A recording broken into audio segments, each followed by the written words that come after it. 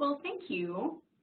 So I'm Andrea, and Allison and I think are really thrilled to be here today. And hello to everybody out there in cyberspace. We're so excited to see all your smiling faces in our minds right now. I'm imagining them. Hopefully you're smiling. I don't know. But so basically we're here today to talk about one of our favorite topics for both of us, I think, which is eating disorders and substance abuse, and what we see at Melrose, what you can expect to see, and what might be helpful. Excuse me. We're both sick. So I'm glad this isn't in person. Yes. So basically, let's just start out by talking a little bit about, in terms of seeing and don't see, what we don't see. And I really like the slide because it really does talk about the idea of, that old analogy, the tip of the iceberg. So basically, one of the things that I'm sure that you have experienced, that we all experience in, eating disorder land, is that, you start to uncover one thing, you're treating one symptom, you feel like you're really getting the gist of it, and then all of a sudden, all this other stuff comes up that you have no idea at the beginning was there before. That happens, I think, a lot for us with uncovering eating disorders, and then, we think that we've got a handle on it, and then all of a sudden, some trauma comes out, substance abuse comes out, things like that. And I would imagine that many of you see that as well with treating substance abuse, and then you see other things as well. So we're going to talk a bit about that just in terms of eating disorders and substance abuse. So this is, you're all probably all familiar with our beautiful purple Bible, which is like, you just about need a wheelbarrow to haul it around now. So, with the DSM-5, they did add some eating disorders to that. We used to just have the classic 3, pretty much, or, well, 4 if you count ED-NOS, so anorexia, bulimia, and eating disorders, NOS, so really 3. And they have added to that. Now, the ones that we are going to be talking about specifically today are, a bit of, and the ones that we see more of are anorexia, bulimia, and binge eating disorder, and the ones that we see primarily with substance abuse that overlap tends to be bulimia and binge eating disorder.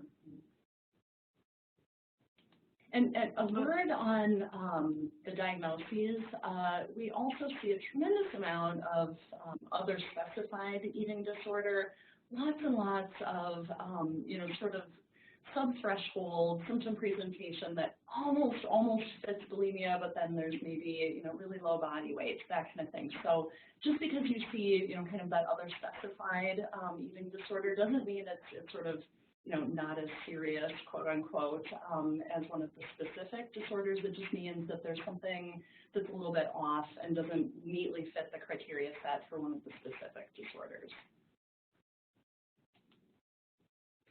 So this next slide, I think, has a really nice view of really what happens with eating disorders. And in fact, there are some eating disorder researchers out there that really propose that there really shouldn't even be separate eating disorder diagnoses, because really the function of eating behavior, whether somebody's binging or whether somebody is restricting food, it tends to be the same. I mean, a lot of people, they basically do different eating disorder behaviors for, similar reasons why people might drink or why people might use.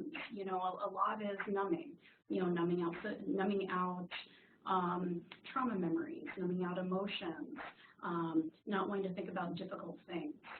So we see a very large people who go back and forth on this continuum. They might start out with restricting food, and then there really is truly a cycle that happens when people are restricting food that almost at some point, and this doesn't mean that they're starving themselves. They could be, you might see them eat a meal, you might see them eat something, but at some point the body is just like, hey, I can't take it anymore, I'm going on strike, and then they might start actually binging, which for some people that can completely freak them out with the idea of weight gain or feeling too full, and then they might purge.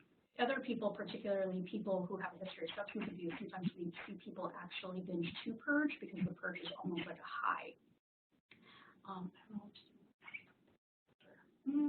Well, we'll continue to probably return to that throughout this, but I have heard people frequently talk about, the difficulty of giving up purging, not the binging, but the purge itself, because it, sort of produces this almost like an adrenaline rush, and it's very reinforcing for that behavior and very difficult to give up.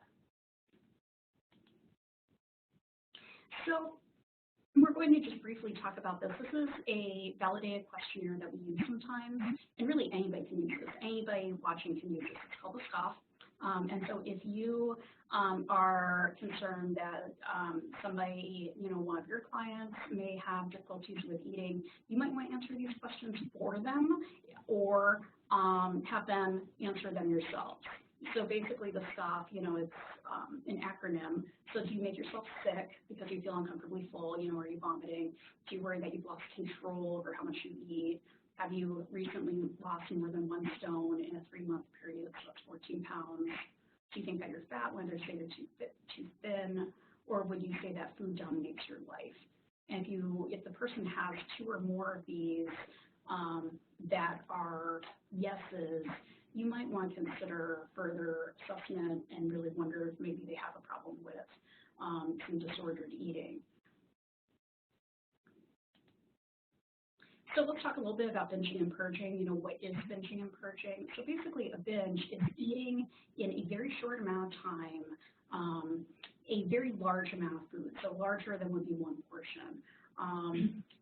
Typically people will binge on sweets, so they also talk a lot about binging on carbs. So cereal tends to be a big one, peanut butter, anything that tends to be sweet, carby, snacky. Though we also have had people that have binged on bags of frozen vegetables, which, not ideal, but, it does happen. People also will then drink large amounts of water, soda, things like that to help themselves purge afterwards. Alcohol, yes, absolutely. I think another thing that often happens with binging is that people will talk about that. Sometimes they will plan the binging, sometimes they won't. Sometimes they just eat anything in the house. People generally feel like they can't stop once they start. And people will talk about not even being able to taste the food anymore, that they basically are just eating very, very rapidly, and they just want to eat it until it's done, or eat it until they're so full that they can't feel anything anymore. Now, purging, people usually think about purging, they think about vomiting. However, and this is the most common form of purging, but I think it's important to remember that people do purge in other ways. So people use laxatives, diuretics, they over-exercise. So it's kind of the idea of, okay, I just binged on 3,000 calories and I've got to run 10 miles because I got to burn it all off. And restricting. We do see people that they will binge and then they will eat nothing for the rest of the day. And another word on the binging, we often, during an assessment, will ask people to kind of clarify. We sort of think about 2 different types of binge, objective and subjective. Objective binge is going to be, very consistent with what Andrea was describing, the enormous amount of food. Sometimes a patient will come in and describe themselves as binging, and when you ask what that is, it can be, finishing the second half of a sandwich, or, eating more than 1 potato chip, and that can be enough to trigger a binge. And so that's what we refer to as a subjective binge, and helping patients to start to kind of draw that distinction themselves can be very helpful as they're trying to figure out what normal eating is going to look like for them. People also tend to have food rules, and so how Allison was talking about, like that 1 potato chip, they might have rules about like how much they can eat or what foods they can eat, kind of what kind of pattern they can eat them in, and then if they break that rule, then it's kind of like, okay, forget it. I blew it. Much like I think in the substance abuse world, I blew it, so I just want to binge, just want to go for broke, and the whole rest of the day is ruined. So very much an all or nothing thinking approach. So addiction transference.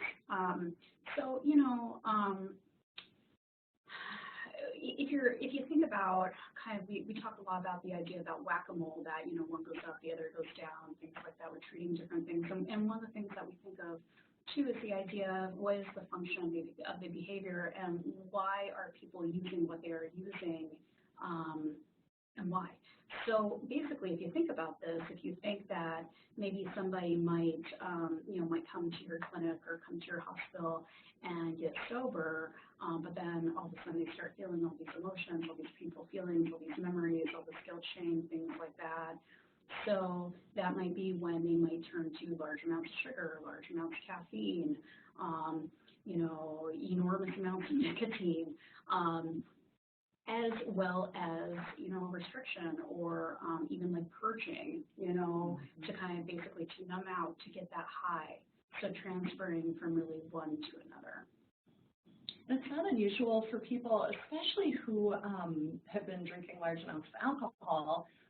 Alcohol, as you know, is comprised of simple sugars, and so when they just continue taking in the alcohol and the sugars, they may have just intense sugar cravings. And so, if you notice somebody in your treatment center or in group, coming in with a bag of donuts or just complaining about, sort of not being able to eat enough sweet stuff, that's a great way to start a conversation about, what sort of the function of the sugar, what hole is it filling, so to speak.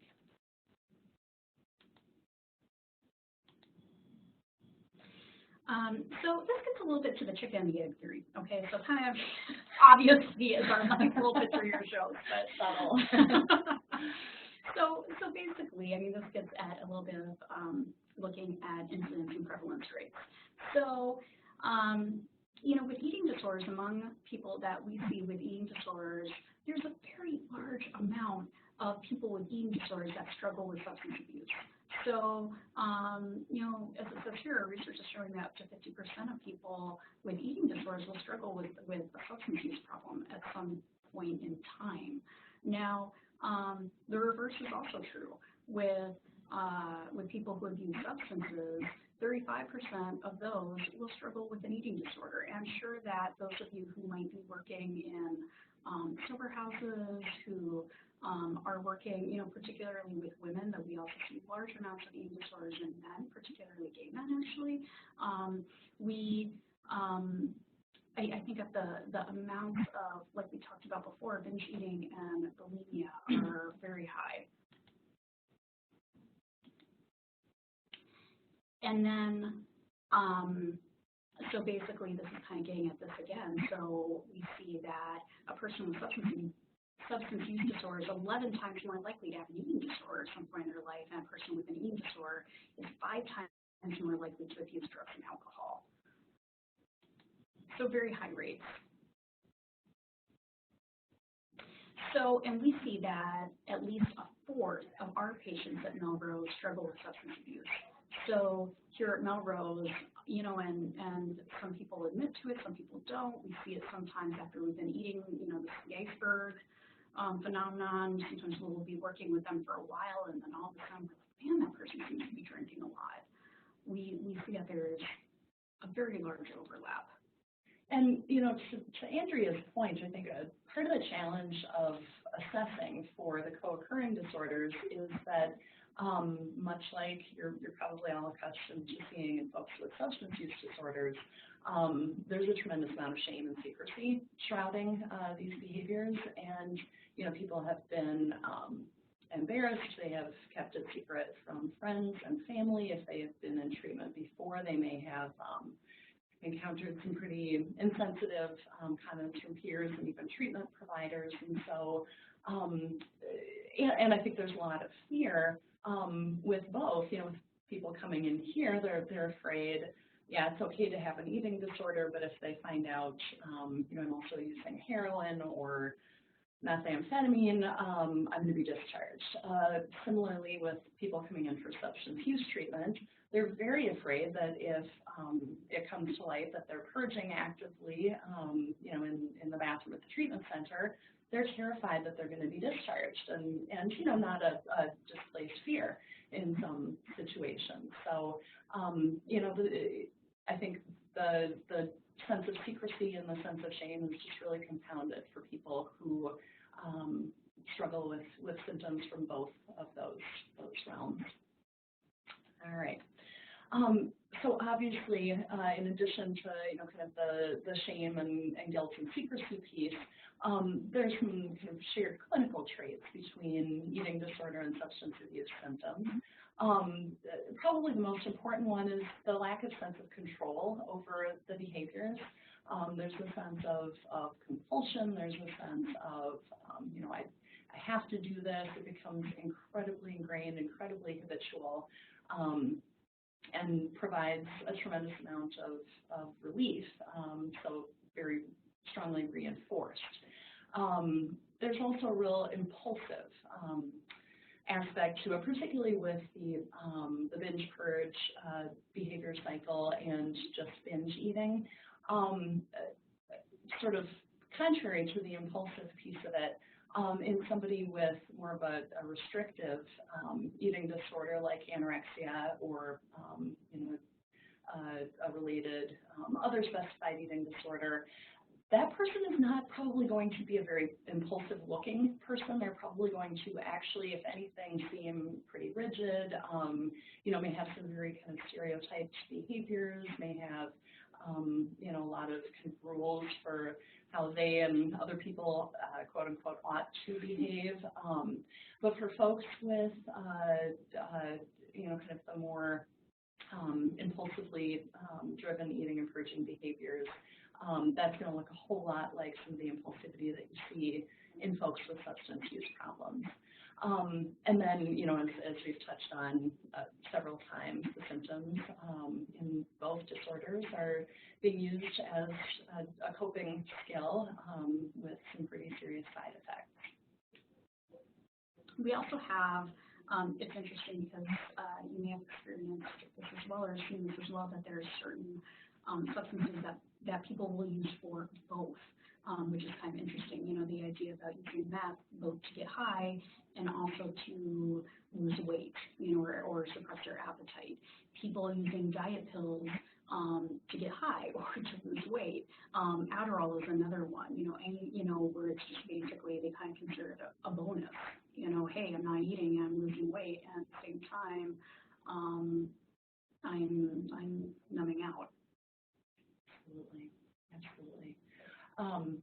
So as you're talking with somebody and trying to consider whether there might be an eating disorder happening, there are a couple other factors just to have in mind and be curious about. The first one, eating to cope with stress, emotions, or to kind of numb out trauma or abuse, or sort of make life tolerable for somebody who's maybe currently in a traumatic or abusive living situation or relationship. That one's fairly obvious. There also, here in our country, in our society, land of abundance, there continue to be pockets of need and food insecurity. That tends to be kind of a neighborhood driven issue, and a lot of folks coming from low areas with a high concentration of low socioeconomic status may not have access to healthy food, or may not have access to food on a consistent basis across the course of a month. So, there are some cases in which financial need is sort of driving some apparent eating disorder behavior. So curiosity is always an important place to start. That also gets at, with the food insecurity issue, that also gets at both historically, so in childhood, exactly what Allison was talking about not having enough food growing up, and then feeling like, okay, when I get food, I have to eat it all at once because I don't know when it's going to come next. Or, exactly what you were talking about, time present time, where it's, okay, exactly, I don't know when my next meal is going to come, so I'm going to binge to keep myself almost like, eating to prepare for hibernation in some ways, eating because you just don't know when it's going to come next. Mm-hmm. And another piece, which we'll talk about a little bit more later, is kind of messages within the family about eating disorders, much like addiction. eating disorders can kind of be a generational problem as well, and the kind of socially learned behavioral component of it is pretty powerful, and we'll touch more on that later, but also an important thing to assess for. So some real risk factors associated with eating disorders. Eating disorders have the highest mortality rates of any psychiatric disorder. And this is compounded when you add a co-occurring substance use disorder. People with anorexia nervosa are the most likely to die as a result of their mental health problem. If you sort of add an alcohol use disorder onto that anorexia, they become 19 times more likely to die than the average person. So this is really an incredibly serious issue, not just an issue of superficial preoccupation with appearance, but truly a physical and mental health crisis that needs emergent intervention. And I think that we're just starting to understand that a lot better in the last few years. I know that since I've been working in this field, unfortunately, I've seen a number of deaths from the eating disorder. And I can say that except for about 2 exceptions, every single person had an eating disorder and a substance use disorder. The one definitely enhances the other.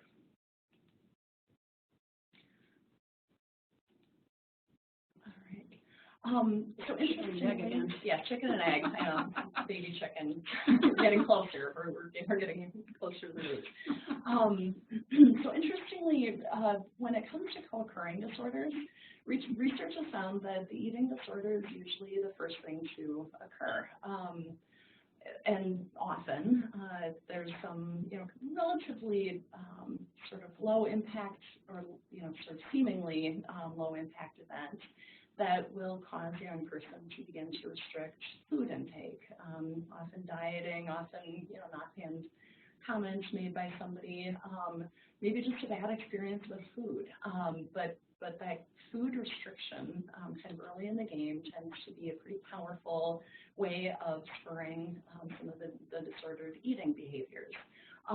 Interestingly, as you can see from the second point here, the early dieting is also a risk factor for substance use disorders.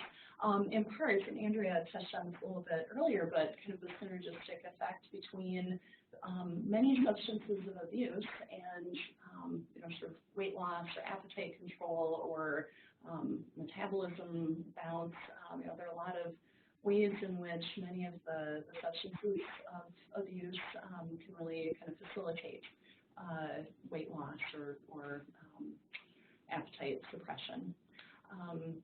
And for folks who are coming into substance use treatment, just a strictly straight substance use treatment program, not a co-occurring one, if they are restricting or using other symptoms, that is a huge risk factor for them not successfully completing the substance use treatment. Because when you take away, a lot of times I think the substance use symptoms and the eating disorder symptoms, in a sense, help the person kind of find a place of stasis, a place of balance, and being able to sort of minimally function by using both sets of symptoms. If you remove one set of symptoms, the other one is going to create a huge imbalance. And so, for instance, if somebody has been sort of ignoring their hunger by drinking tremendous amounts of alcohol, they stop drinking the alcohol, all they can think about is how hungry they are, and it's very difficult. Yeah, you sort of lose the ability to really be present and benefit from the substance use treatment. And sometimes getting at the second point, the early dieting, sometimes we call dieting the gateway drug to an eating disorder, because it really does, it flows in there very nicely, unfortunately. All right. So here are some examples of how patients may kind of experience extinction or use one set of symptoms to supports the other set of symptoms. So the first block of quotes or kind of examples, you may hear from people who are legitimately trying to achieve recovery from their eating disorder, or maybe in a situation where they're trying very hard to camouflage their symptoms. And so you may have somebody who smokes marijuana in order to facilitate eating and keeping food down during a family meal, or who may use alcohol just to kind of remove some of the inhibition that they experience as part of their restriction, and therefore appear more normal or feel more normal in their eating habits. The second block are some examples of ways in which people might use the substances to sort of enhance the eating disorder, make it easier to maintain those symptoms. An example might be somebody who's over-exercising and experiencing excruciating knee pain, so they take some OxyContin to help them manage that. Or people may, some people kind of talk about being a liquid diet, the liquid being alcohol, and feeling full and just not feeling hungry. Or as we kind of referred to earlier, to get quite inebriated, it makes it easier to purge in the moment, or the alcohol withdrawal the next day can facilitate purging after a binge on the second day. And then, the third block is really about how using eating disorder symptoms and substance use symptoms just really, sort of compounds the dysregulation. People may just have a couple of drinks and totally lose track of how much they're eating and sort of not notice until they feel overfull and then purge as a result of that, or, just kind of restrict because they're drinking. And obviously, you guys may have seen this as well. We see it too. It gets so complicated. I've worked with people where, I know that you have too, where it's the, they'll say, I'm thinking about alcohol, as an example. They'll say, well, these eating disorder thoughts are constantly going through my head and I can't eat, I just can't eat. And the only way that I can quiet that is to drink. And so then they'll drink so that they can eat, but then they also drink because then they can purge. And so it's just this continuous cycle. So now we have a very brief, it's just over a minute, video that sort of illustrates that dance of eating disorder and substance use disorder voices.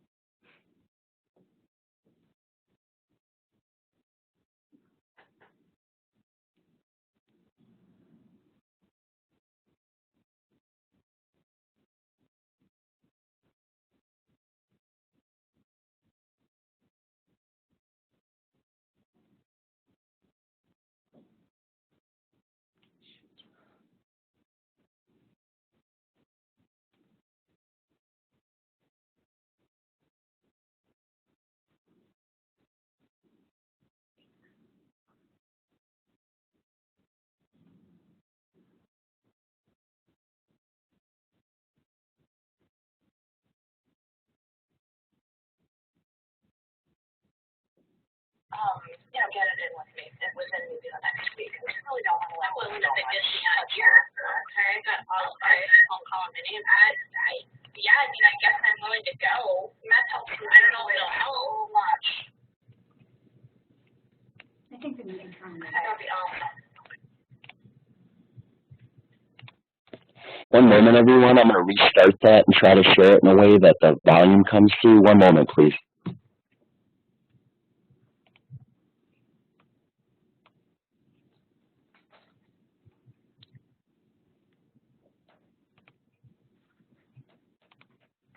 So I don't know if you can still hear me, but what you're going to see is a clip, which obviously is role-played, where Allison is the therapist, and then we have somebody being the client with the voice of the eating disorder on one side, that's me, and then Brenda, who's on the other side, is the voice of substance use.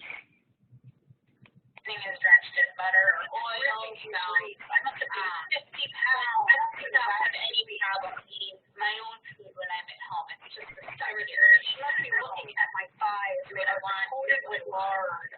Oh, I know it's so bad.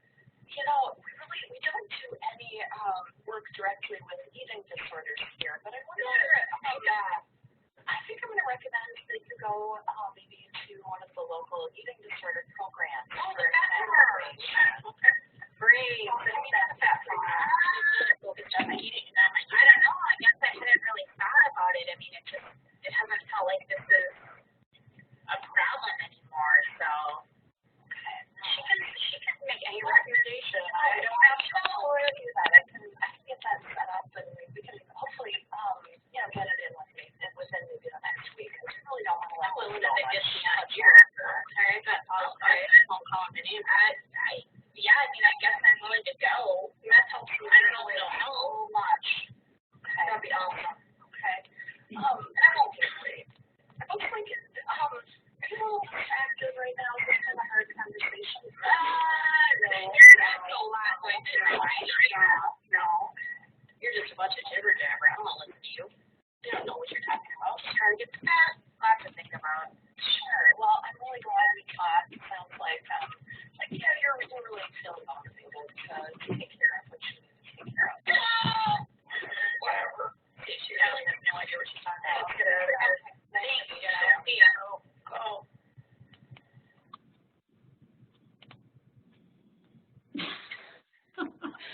All right, so don't be distracted by the fine acting in that one. So what I think, I don't know how your connection was. It sounded a little kind of broken up and garbly on our end. What I think would have come through, or hopefully did come through if you had a better connection than we did, is just, that there's kind of this constant debate going on inside the head of somebody who is living with both an eating disorder and a substance use disorder. And, there are times when they are sort of in cahoots and both, pushing toward the same unhealthy behavior. And then times when the, substance use and the eating disorder are, kind of pushing the person in different directions. But I think the important thing to remember is that the loser is always the person who's trying to be in recovery. It's always the person who's living with these symptoms. And an important piece of this is to remember that the enemy is not the person with the addiction, the person with the eating disorder. The enemy is the addictive behavior or the eating behavior itself. And, the first most important person to kind of get on board with that perspective is the patient, the client, him or herself.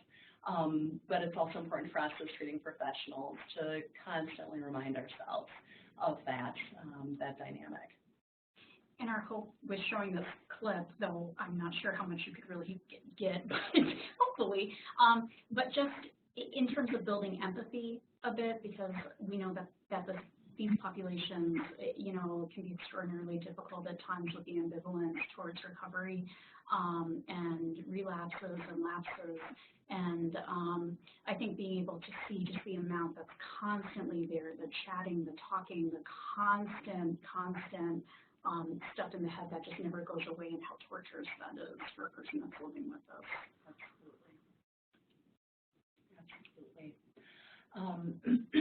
So how do we go about helping people with quieting the voices of the eating disorder and of the substance use? You get a monkey. Yes. She puts his hands over your ears and you're good. All right. So for folks who are working with somebody in a different context and feeling concerned about whether there may be some problematic relationship with food, with eating, with body image, starting that conversation can be intimidating. None of us have really been socialized to want to bring up issues like other people's body shape, size, weight, what they're eating. these are really awkward questions to ask, but really important. And thankfully, we as mental health service professionals are accustomed to having difficult conversations. I think the most important piece is just approaching with concern and in as non-judgmental a way as possible, keeping in mind that there's tremendous shame, tremendous secrecy protecting the eating disorder. You want to be as specific as possible, not using euphemisms, but kind of saying something like, I've noticed you haven't eaten a meal in a day and a half, and I'm concerned about you. Using I statements rather than kind of leading off with you always or you are doing this, just to try and minimize the defensiveness. I think the placing blame or shame on the person about their attitudes, in the midst of substance use treatment, we work very hard to try and get people to, kind of open their eyes, take a broader perspective on the world. Eating disorders, just by definition, are very self-centered. They are very internally focused. They are very focused on, kind of those any internal bodily sensations that are coming up related to food and eating, the sort of over-preoccupation and over-investment in the appearance of one's body or one's body shape, size, weight. That's sort of the hallmark of many eating disorders. And so, rather than accusing the person of being self-centered or being vain or overly focused on their body, approach with curiosity about why, what might be behind that.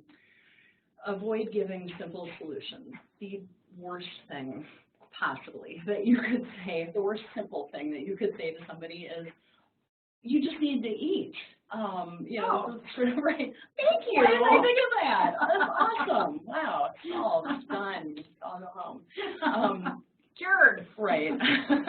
They've heard this 1 million times from other people in their lives. It will only make them angry. It will only make them feel alienated, and it will only make them experience you like everybody else who has not understood. And so, and that's sort of the equivalent of saying to somebody with an alcohol use problem, you just need to stop drinking, and all this wouldn't be an issue anymore. They know that. And then, getting collateral information from important people in that individual's life can be incredibly helpful as well, because with the shame and secrecy, there may not be full disclosure during your conversation. So, getting as much as you can from other people with different perspectives is very helpful. So I wanted to talk a little bit also about purging, because, unfortunately, I think that in eating disorder land, there is an eating disorder hierarchy where I think that many people view, many patients, many clients with an eating disorder view restriction as glorified, and okay, this is almost like the most pure symptom, and they don't necessarily have difficulties talking about the restriction, but they have a ton of guilt and shame talking about binging and purging, and particularly purging. So they already feel a great deal of guilt, great deal of disgust with themselves, great deal of shame about purging. And then when there are comments made about, why would you do that? That's so disgusting. Don't you know all the food that you're wasting? Go clean it up. That why would you even do that? Why can't you stop? I think that people are actually well-intentioned, but these are all actually comments that professionals have made, to people with good intentions, but, it just kind of then, they go underground, they go undercover, So abstinence versus truce.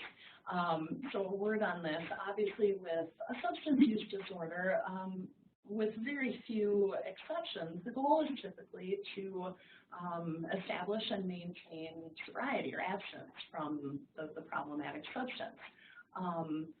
Not so with eating disorders. It is a much more complex relationship that needs to be forged with food, with eating, with body weight.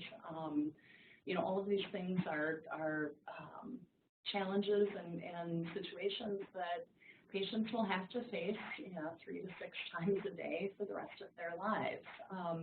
And so, just I think it's important to understand that setbacks and relapses and the reemergence of symptoms is just going to be a part of the treatment for eating disorders. And it's pretty natural in situations when people are really struggling with managing their eating disorder symptoms. You may see more problematic emergence of substance use as well. So it's a long road and needs a lot of patience and a lot of support. I think that this is where it gets difficult with purging, because particularly, I think that in sober houses, things like that, many people have contracts and agreements that if you purge, you're out of here, because they're thinking that it's violating one's sobriety. And though that is understandable, and of course, particularly with being triggering to other people and things like that, we actually do expect that these people are going to purge. So if you have somebody that's going from purging twice a day, 3 times a day, to purging once a week, that's actually fantastic. And so, it's tricky. It's tricky. I want to make good answers to that, but just in terms of that is something that I think that can be very, very difficult. I can guarantee you that if they're not purging in your house, they might be purging somewhere else, because we don't see a straight line in terms of recovery. We see 2 steps forward, 1 step back in terms of eating disorder recovery. And the more that eating disorder related symptoms and the behaviors are sort of, so to speak, criminalized within substance use treatment, as Andrea said, they're gonna go underground. You're gonna find people sneaking off to America to do it in the bathroom there, and then that means that they aren't talking with you about it and being honest and letting you know as counselors, as treatment professionals, that they are struggling. And so by doing that, we close the door to some really important information about how our clients are doing. So the more that door can be kept open and it can be safe to talk about sort of the full range of behaviors that people are struggling with, the better information you're going to have to help you with sort of assessing how treatment is going. So wisdom may be a little bit overselling this slide, but in putting this together, I was asked to kind of reflect on some things that have been interesting or helpful for me. I've been at Melrose for about 5 months now, coming from a co-occurring disorders program specializing in substance use treatment and other kind of non-eating related disorders prior to this. And I think, for anyone treating any kind of behavioral problem like substance use, we all know that this is a systemic issue, that these are, to some extent, some learned behaviors. They may be reflective of family dynamics. But I think the thing that really is unique about eating disorders is how much a part of the fabric of what we do as human beings and how we connect to other people is centered around food. I mean, if you think about, families preparing for big family dinners to celebrate weddings and anniversaries and birthdays and holidays, religious and otherwise. So many of these events center around food, and for the person with an eating disorder, that just serves to kind of deepen the chasm between them and people that they love, people who could potentially be sources of support. People may look forward to Thanksgiving dinner or somebody's birthday with dread rather than eager anticipation. And so Easter and Passover coming up real big right now. Absolutely, absolutely. There's always a big eating related something right around the corner for people. And so, being really empathic to that and understanding that the family, the system, the community is going to have to be part of that person's recovery plan, and they're going to have to figure out, a way to kind of reintegrate into that community experience of a shared meal. That's a very important piece of the recovery process, especially for adolescents adolescent clients or young adult clients who may still be living at home or may still spend quite a bit of time around their nuclear family, their family of origin. Getting the family members in for some shared sessions can be just invaluable. And so I think probably already sort of spoke to the support structure.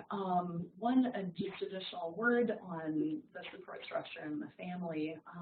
It is always a great idea when working with somebody who's still pretty plugged into their family is to ask about other family members who may also be struggling or have struggled with eating disorders. I recall being in a session fairly early in the game here, and 17-year-old client who was really in a nice place of recovery from her eating disorder.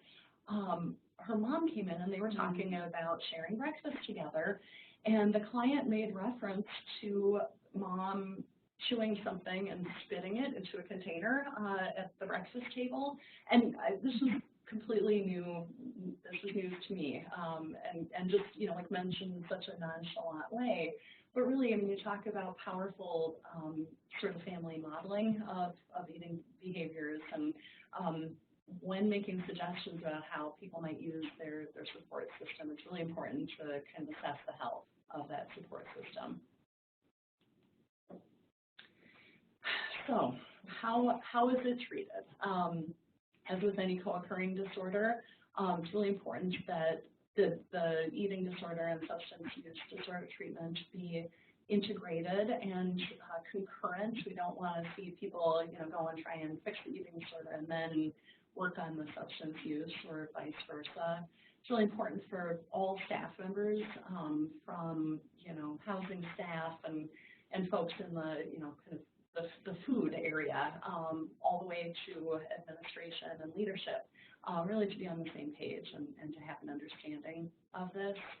Obviously addressing the underlying issues, some of the reasons that may be driving the use of eating as a coping skill is incredibly important.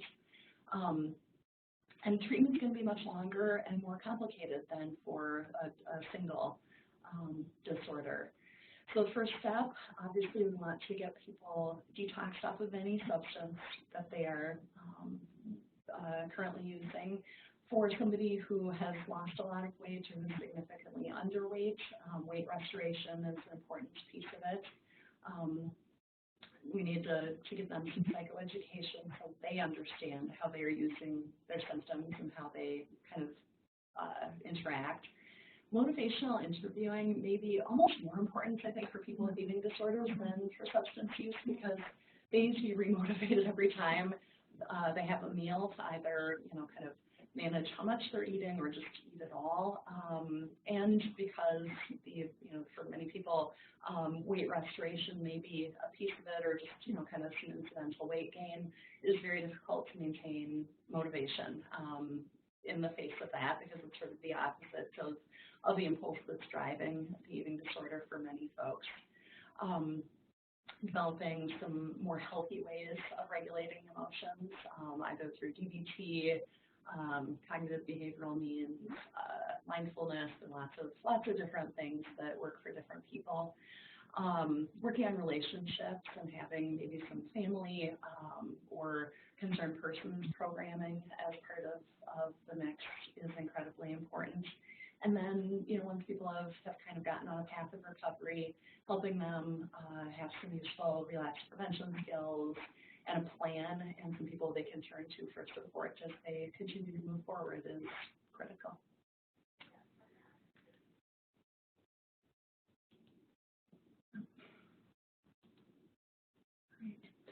So, where do you turn for help? Well, this is a great spot called Melrose.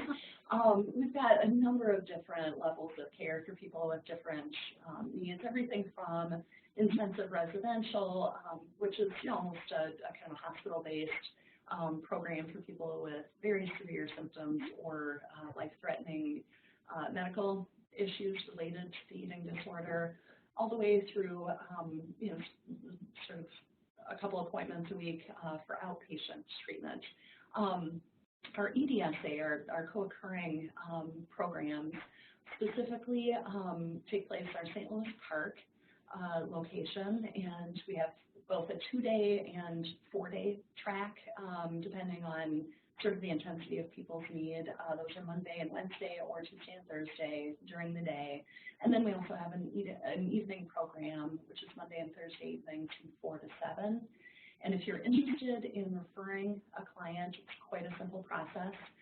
We have a dedicated provider line. There we go.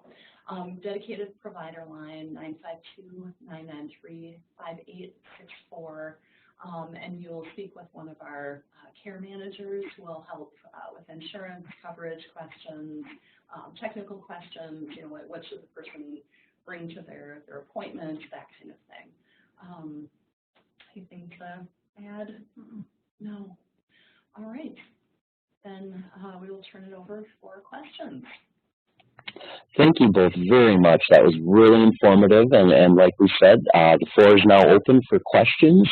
Please submit them through the chat box below. And Andrea and Allison, we do have a couple questions here. One is from James, who asks, why do you think it's more difficult to approach this subject with men than women, or maybe you don't? Oh, I do. I think that the amount of shame that men have, because I think that men have been told so many times that this is a woman's disorder. I think that there's still so many misconceptions about eating disorders out there, and the majority of it is that it's a women's disorder. And so when men have an eating disorder, I think that they don't know where to turn to. I think that sometimes they get mocked for it. Sometimes, even more so than women. And it's still viewed as a vanity disorder. Also, I think that men, particularly straight men, if they are dealing with anorexia or bulimia, sometimes people assume that they're gay. So they also don't want to share that then. I think that's very, very difficult. Yeah. I think in men it's sort of more acceptable to have like a muscle dysmorphia kind of disorder, something where I think the ideal for men tends to be a very lean body type, but very muscular, and that's I think for somebody with a restricting disorder or binge purge disorder, that's a really tough body type to maintain. And so, I think there's just tremendous shame, even, among people with the eating disorder, that despite struggling with this disorder that, as Andrea said, is sort of a, considered a women's problem, they still can't maintain that sort of ideal male body type. That's a good question. Very good. Okay, great. We have another question. Kelly asks, could you speak to cultural variance with eating disorder symptoms? I can speak to that because I just did talk where I had a slide on that. So thank you for asking that question. It's really interesting because so some of the stuff that we were just looking at to prepare for a different talk that I did suggested that actually rates of eating disorders, and here I'm talking specifically about bulimia, binge eating disorder, and then this kind of otherwise specified eating disorder. Basically, if we're talking about the U.S., if we're looking at cross-culturally, basically they're pretty much balanced out between among people of different races and different cultures. The one exception to that is anorexia. So we still do see more anorexia nervosa among non-Hispanic Caucasian females. However, it's interesting because I know that in the Black community, in the African American community, it can be very difficult sometimes to get the help that they need if they are struggling with an eating disorder, primarily because of damage that has been done in that community with, some psychological services and distrust and things like that.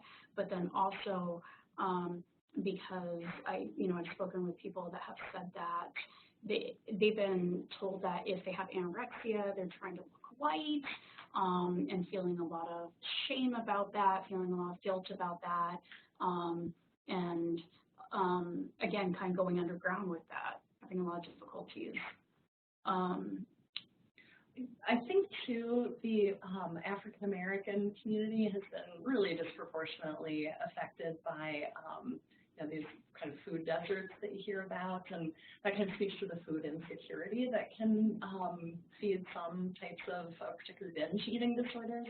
And so, we, I think at Melrose, tend to see more African-American clients coming in for binge eating disorder or, binging and purging. And I think that may be a piece of it as well. It's just because the food insecurity piece has been disproportionately affecting their community. Great, thank you. We do have another question here. Does Melrose offer medication-assisted treatment options through the EDSA programs? Yes, we do. We have, I think, 2 prescribers who can prescribe Suboxone, and that's absolutely considered an important piece of treatment for many patients. As well as naltrexone. Yes. Okay, thank you. Another question we have here. Which diagnosis is more attributable to men? And perhaps you already touched on that a bit. Well, I think binge eating disorder is probably the most common one in men, and then probably the other specified eating disorder. Yeah, it's, right now it's interesting because in the U.S., binge eating disorder is the most prevalent eating disorder among both, all genders basically.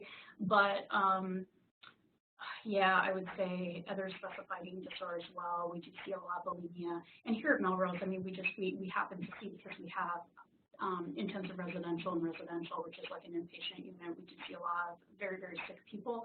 And so we do see a lot of men with anorexia. Yeah, but disproportionate to probably community samples. Yeah. Okay, thank you very much. And the final question we have here, can you talk more about messages in the family? Oh boy, yeah. I mean, so many messages in the family. I mean, it's so interesting. I mean, I think especially now, this is my soapbox. I think I could go off on this for some time. I mean, just like a lot of stuff, very, very well-meaning, intentioned people who, and I think we all do this, but a lot of good food, bad food talk, for example. That's good food, that's bad food, you should eat that, you shouldn't eat that, talk about not wanting to get fat, talking about your own weight as a parent, talking about wanting to lose weight, talking about your child's weight, all of those things, talking about the need to earn your food, kind of the idea of, well, I can't eat this because I didn't work out today. Basically anything where one's value and worth is insinuated to be based on appearance and weight. I think that those are huge ones. Now, this is becoming even more complicated because our society is really, I think, even more so valuing healthy eating now, which is great. We should all be concerned about food and healthy eating and where our food is coming from and all that. But I think that we're seeing that even disproportionately more so now, where people are very concerned about their children's eating and the idea about that they should never eat sweets, or they need to monitor their fat intake, all those things. And kids, they pick up on this, and sometimes at early ages where they're more concrete, and kids are going to think, okay, well, some kids are going to think, well, if desserts are bad, then I guess that must mean I should eat no desserts. Then maybe sugar is bad. Then maybe fat is bad. Then maybe I should just eat vegetables and fruits. And we have had kids come in at the ages of 9, 10, 11, 12 with full-blown anorexia nervosa that started out with wanting to be healthier. So we have that extreme, and then we also have just messages that kind of go through the family and generational stuff for years about appearance being important, about weight being important, about the way that you look being important, and just the value that people place on that, and then the extremes that they will go to for that. Absolutely. I don't have anything to add. Well said, Andrea. Well, thank you both so much for sharing your time, talents, and knowledge with us. I'd like to thank our attendees and all the great questions today. I'd like to thank Melrose Center and Dr. Allison Sharp-Pavil, Dr. Andrea Zolig, Nikki Zeidner, and Renee Rosenau, who put together this presentation for us today. And if anyone has any questions, please email me at jrcurtis@umn.edu, and I will be glad to connect you with Melrose Center or whatever else you may need. Thank you all so much. Thank you. Thank you. Have a great weekend.